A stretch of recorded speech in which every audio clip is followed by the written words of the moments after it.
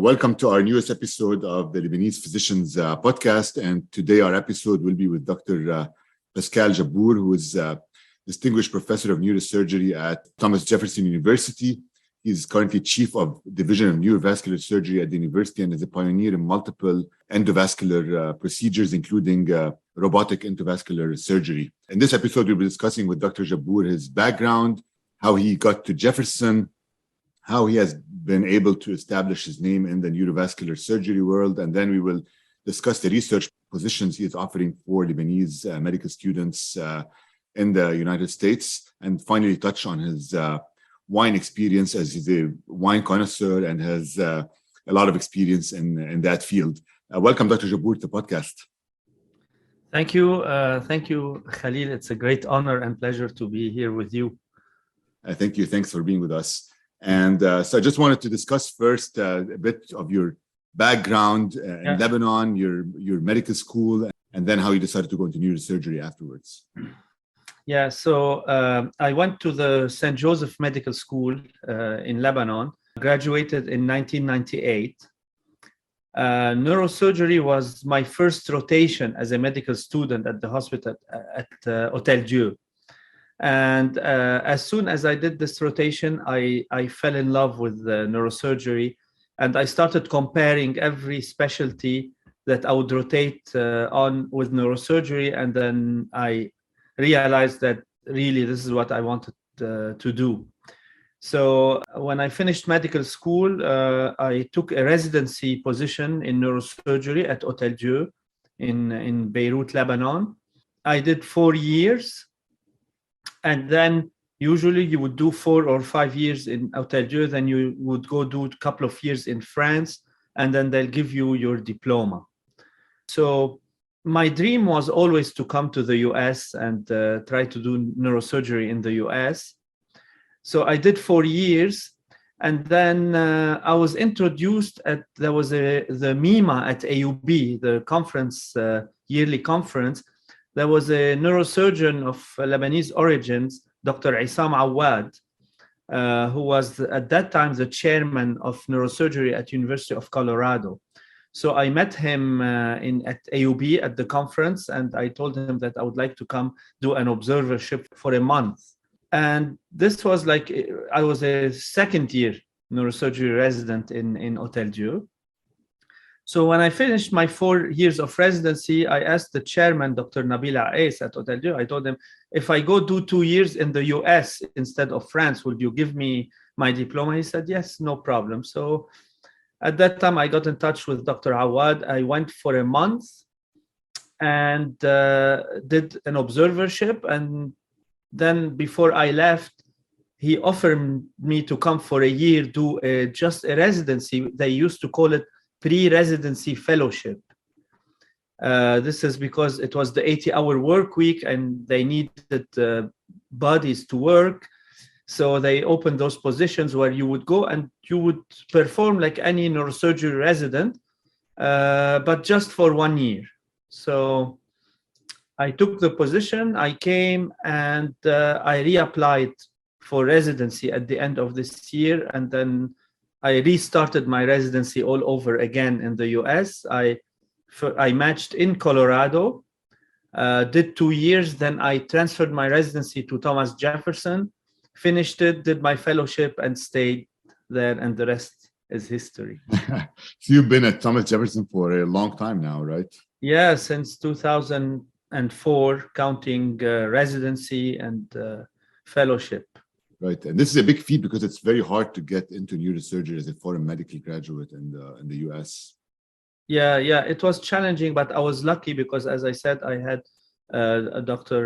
Awad help me, and then when I came to Jefferson, the reason I decided to do a neurovascular is because the chairman, Dr. Rosenwasser, was a neurovascular specialist, and one time he took me to the INR suite. I was a junior resident, and he told me, just put your lead on and scrub in, and he started taking me through an angiogram. And at that time I was like, wow, the chairman is showing me interest. I'm a junior resident, and he's showing me how to do angiograms. I think that's what I'm going to do, neurovascular. So I was a PGY3. I went right away and booked my fellowship for 4 years later. 4 years later. Yeah.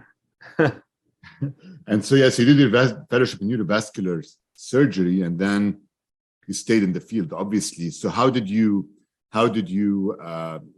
become a prominent figure in the field of neurovascular surgery? So how was your pathway to achieving that? Thank you. It was an open and endovascular fellowship. So I do actually open and endovascular. I clip aneurysms, I resect AVMs, I do carotid endarterectomies, and then I do coiling, I do mechanical thrombectomies for stroke. And so I was very excited by the field, especially that all the technological advancements that were happening. This is a field that was booming and is still booming, but really was booming 15 years ago.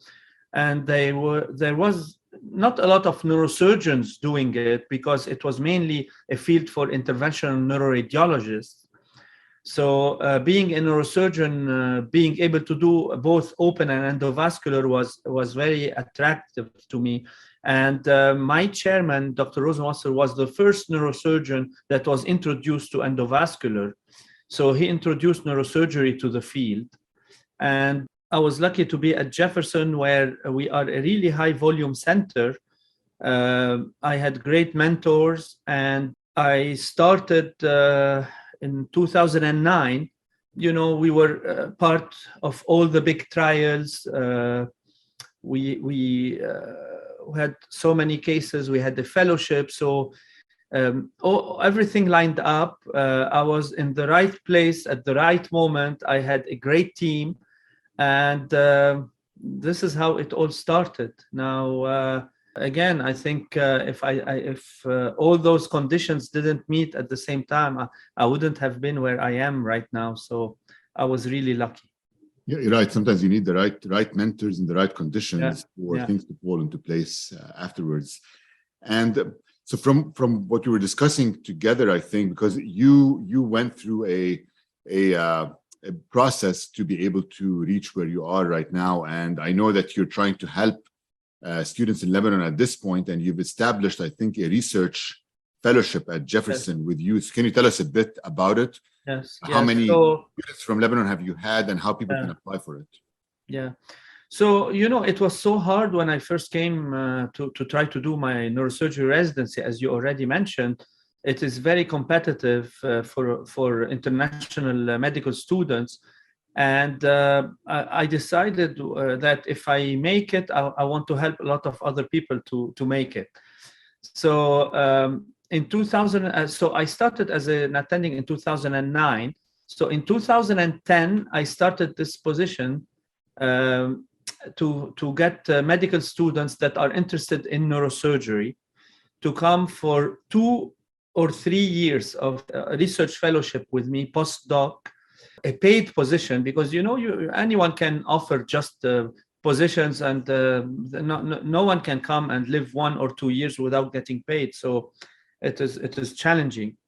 So it was a paid position, and the goal was for those students to work with me for 2 or 3 years, and then I would help them.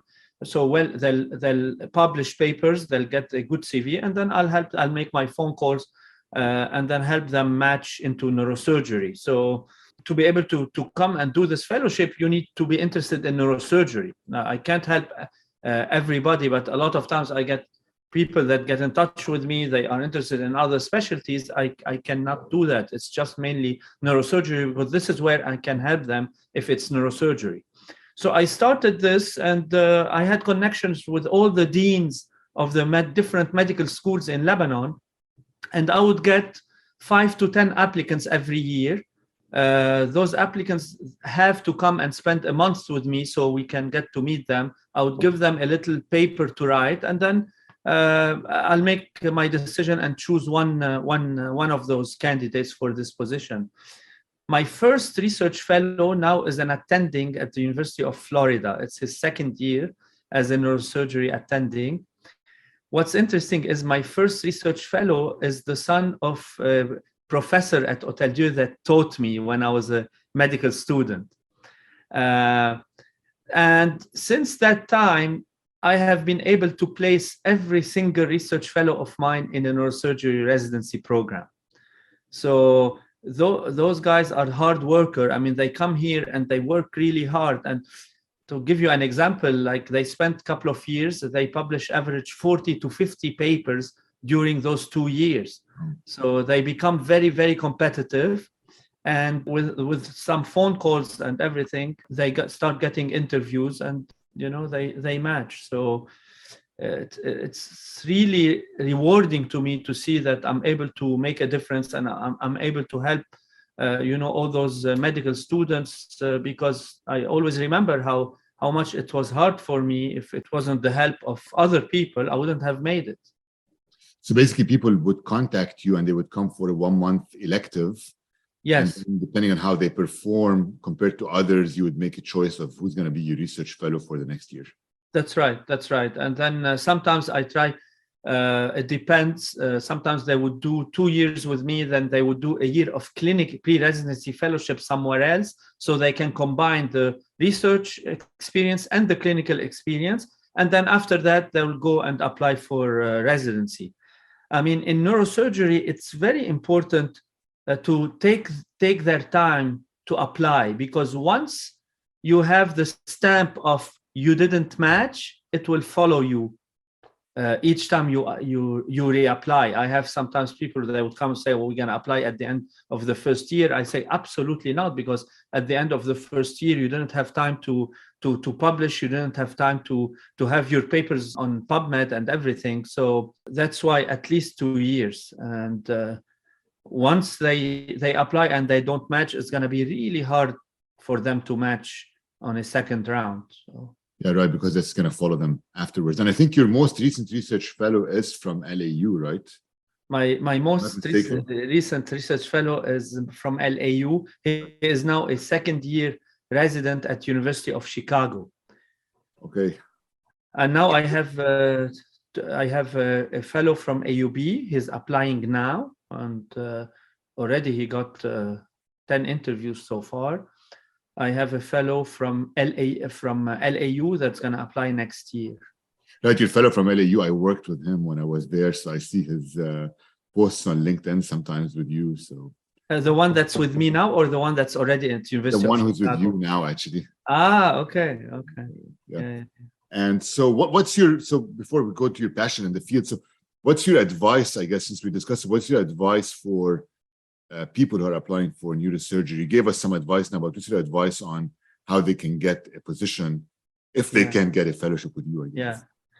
So first of all, I want to say that they shouldn't be discouraged. Like, we've been there and you've been there, and sometimes people that would discourage you and tell you can never make it. It's so hard.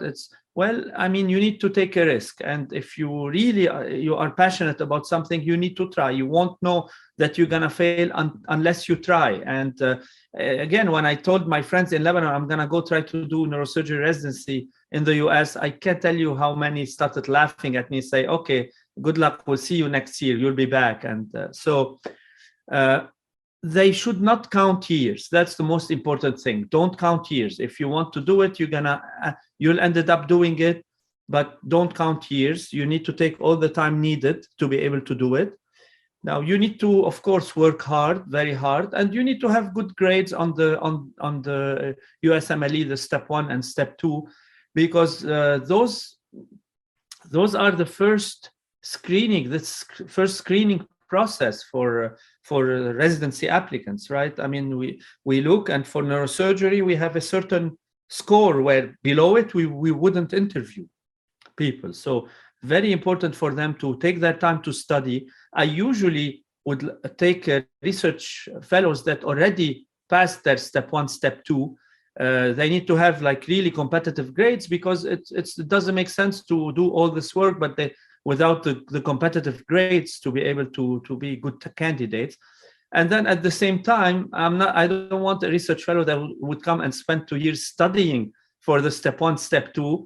They will waste their year or two instead of publishing. So that's why wherever they come from, which country they come from, take their time before coming to study real well, to have good grades on the step 1, step 2, really competitive scores.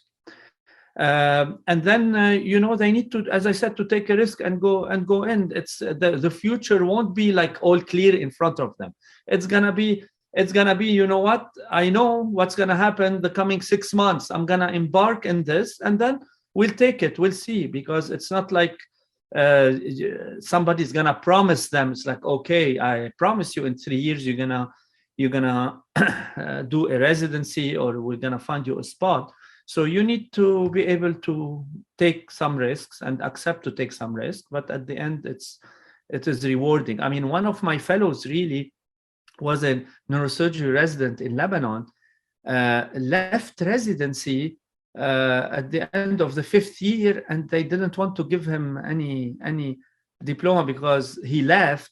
Even so he really took the risk that if he didn't match in neurosurgery, he would have done 5 years and that's it. And they didn't want him to go back. They told him, you left, that's it, you're not coming back. So those 5 years would have been gone, Right, and then he made it. So basically, it is basically hard work, research, and establishing connections with people to get in. Sure. And taking the risk, obviously, but like everything else in life, I think you just need to take a risk. That's right, yeah. And if you don't make a move, no one's gonna fly to your home country and give you on a silver plate a residency position, right? Or if you're gonna listen to the rumors and all the stories, like, oh, you won't be able to do it, and this and that, you won't be able to do it. Right. So as I said, I mean, really, I mean, this has been really like the one of the joys of my existence, working with those people, seeing the joy, the happiness when they match, seeing like how all this hard work is rewarded, at the end, and they are all grateful. And really, I mean, sometimes they ask me like, what's your legacy? What do you think you've contributed and stuff? I never answer about neurosurgery. I say those guys are my legacy. I mean, if I contributed something, is I contributed in shaping the future of someone who deserves it. That's my legacy, and that's what I'm most proud of. Right, and it's been hard actually. This is a very good position for people, because it's been hard for people from Lebanon to find paid research positions these days in the US to do their research fellowships, especially with the financial crisis in the country right now. Yeah, absolutely. So what I mean, you've been in the field for a long time now. So how do you maintain your passion, I guess, in the field, right? Because you're doing it day in, day out for many years. How do you maintain your passion in the field? So, I'm lucky I'm in a subspecialty where, as I said, there's disruptive innovation every day. I mean, in endovascular and neuroendovascular, new devices, new technologies coming up. So it keeps you on the edge all the time. It keeps you excited about the field. We're part of all the trials, new devices. We help companies improve and develop devices. So it's been really exciting. The field has been really exciting. It's a good time to be in neurovascular in this field, really. The last 10 years have been great. And if you don't love what you do, you can never, no one will push you to wake up at 2 a.m. to go do a stroke or things like that. You can't do this for a long time. So you have to really love your field. And as I said, maybe if I was in a different subspecialty, without all those technological innovations, maybe I would have lost really the passion or the interest. But in neurovascular, every day is something different. So it's hard not to love it or be passionate about it. Right, exactly. There's a lot of innovation in the field every day. And so what are you, I mean, you're big in neurosurgery and in the field. So what are some of your major hobbies outside of the neurosurgery field? I mean, I read something about your interest in wine. So this is one of my hobbies. I actually went to wine school, decided I always liked wine, and I was a wine collector, but I wanted to really get to the science of it, and I wanted to go to school and get a diploma. And then I decided to embark in the journey of becoming a certified sommelier. So I went to wine school. I was going at night. Courses were like after 8 p.m. And I did it all the way to a level 4 sommelier. So there are 5 levels, and the highest level is master sommelier. I'm not a master, but I'm a level 4 sommelier. I think it's really important to have some hobbies in life and to be able to decompress. What we do is something that really can drain you and takes a lot of energy from you. So once you get outside the hospital, you really need to be able to recharge, and you can do it different ways. And I decided to do that. So I studied winemaking also. I'm a winemaker and I make wine, and this has been a great journey, and I've been enjoying it. So I encourage everyone with a passion to follow it, and to try to follow some hobbies outside their professional field, because really time goes really quickly. I still remember when I was a resident as if it was yesterday. I mean, my kids now, my son is in second year of college. I still can't understand how this happened.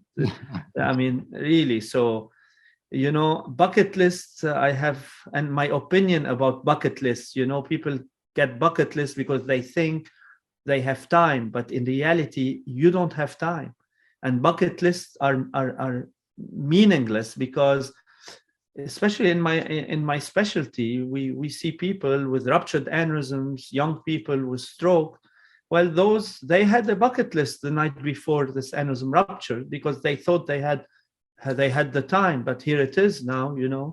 So I always tell my residents, don't keep a bucket list. You want to do something, just do it. Just do it and enjoy it, and you will figure it out. So right, exactly, because that's what I always tell people too, myself. Like, some people say, I'm going to wait till retirement to do this or do that. Like, you don't know that you're going to reach retirement. That's the problem. That's right, exactly. Yes. And if you reach it, you don't know that you're going to be strong enough to do whatever you want to do. So two more questions about the wine world. So what kind of wines are you making right now? What kind of grapes are you? So we're actually making wine in Bordeaux with Chateau Lynch-Bages. So we're making Bordeaux blends. We've made 3 vintages so far, and it's been a great experience working with winemakers from a famous chateau like Lynch-Bages in Bordeaux. And practically, we make 3 different types. We make a type we call it left bank. It means the majority is Cabernet Sauvignon with a little bit of Merlot, a little bit of Cabernet Franc. We make a right bank, which is mainly Merlot and a little bit of Cabernet Sauvignon. And we make one that's mainly Cabernet Franc. So those are the different styles of wine of Bordeaux. But the only thing is we still don't know the real result of what we've done, because Bordeaux wines need to be aged real long. And our oldest vintage is 2018. So it's still considered a baby for Bordeaux, as compared to, for example, Californian cabs, where they are made to be enjoyed young, and they are all fruit forward and you can enjoy them young. So the Bordeaux wines need to be aged. But the whole process has been a great experience and really pleasurable. Excellent. So how many years will we have to wait to know the success of your wines? Maybe we'll make a podcast in 5 years. I'll give you an update. Yeah, we'll wait for that. And so any final words of wisdom or advice that you want to give us before we end the podcast? Yeah, I think people really, and a lot of people realize that once you have a goal in life and you reach your goal, sometimes it's hard to try to move and try to help other people reach their goal. I think it's very important to really understand life and understand, generations, and understand that, every person gets their prime 10, 15 years, let's say. But then it's not all about you at a certain point. It should be about something else that's more durable, right? If you start taking care of the young generation, if you start mentoring people, and those people will mentor the other people, and that would do the same thing that what you did with them, you would create something really great. And those are accomplishments that last, accomplishments that you do yourself. And it's all about what you did. Can be great. You can, describe a new technique. You can publish a great paper, and then 5-10 years later, no one's going to talk about it anymore. So create a lineage. Once you create a lineage, once you do that, I think that's the best thing you can do. So always look for young people to try to help them and mentor them, because there are so many young people that have everything needed to succeed, but one thing they don't have is the good opportunity and the good mentorship. If you provide those two things, they're going to thrive. Right, exactly. Thank you, Dr. Jabbour, for being on the podcast, for helping a lot of the students in Lebanon. And we will tell students, I guess, anybody who's interested in neurosurgery probably should be contacting you to see. I'm on social media. They can get in touch with me on any social media platform. They can email me. And thank you, Khalil, very much for this invitation. It was a great pleasure and honor to be with you. Of course, thank you for being on the podcast.